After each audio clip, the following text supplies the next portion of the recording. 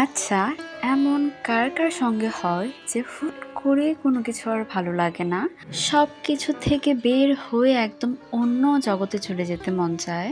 আমার সঙ্গে প্রায়ই এরকম হয় এবং এই পুরো ব্যাপারটা নিয়ে আমি নিজেও ভীষণ বিরক্ত। এই দিনটাও ছিল আমার মুড সুইং এর একটি দিন। ফ্রেশ মাইন্ডে ঘুম থেকে ওঠার পরেও কেন জানি না আর কোনো কিছুই ভালো লাগছিল না। তারপর আর কি ওই দিন নিজের মতো করে সব কিছু থেকে নিজেকে ছুটি দিয়ে দিলাম। আর তখনই মায়ের কল। মা তখন রথের কথা বলল, আর এত কিছুর মধ্য দিয়ে আমার মাথা থেকে ওটা বের হয়ে গিয়েছিল।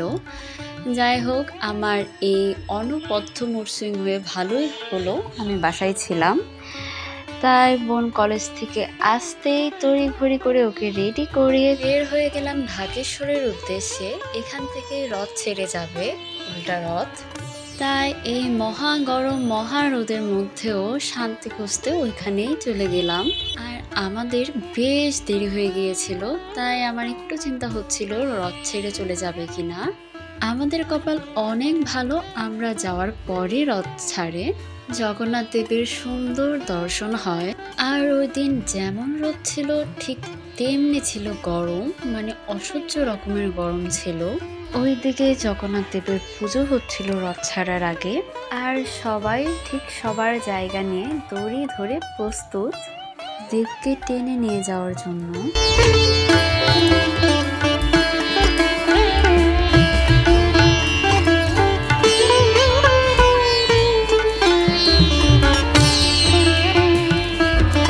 ফাইনালি জগন্নাথ দেবকে নিয়ে যাওয়া হচ্ছে।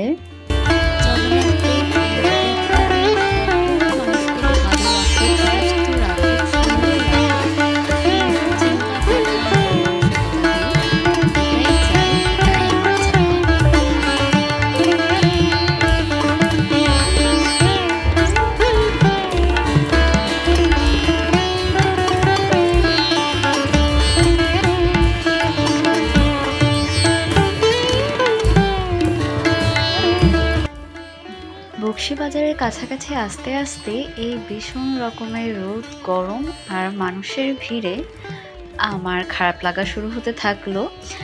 আর আমি জীবনে এতবার সেন্সলেস হয়েছি যে এখন সেন্সলেস হওয়ার আগেই আমি বুঝতে পারি যে এখন হয়তো আমি সেন্সলেস হয়ে যাব। তো ওই দিনও ওই রকম একটা সিচুয়েশন হয়ে গিয়েছিল। আমি যখন বুঝতে পারলাম এখনই আমি মাথা ঘুরিয়ে পড়ে যাব, তখন আমি আস্তে করে সাইডে চলে গিয়ে চোখ মুখে মাথায় জল দিয়ে ওইদিকে একটা চেয়ার ছিল, ওইখানে বসেছিলাম অনেকক্ষণ। আর যথারীতি আমি যা ভেবেছিলাম তাই, আমার পুরো পৃথিবীটা অন্ধকার হয়ে গিয়েছিল কিছুক্ষণের জন্য, কিছু মুহূর্তের জন্য।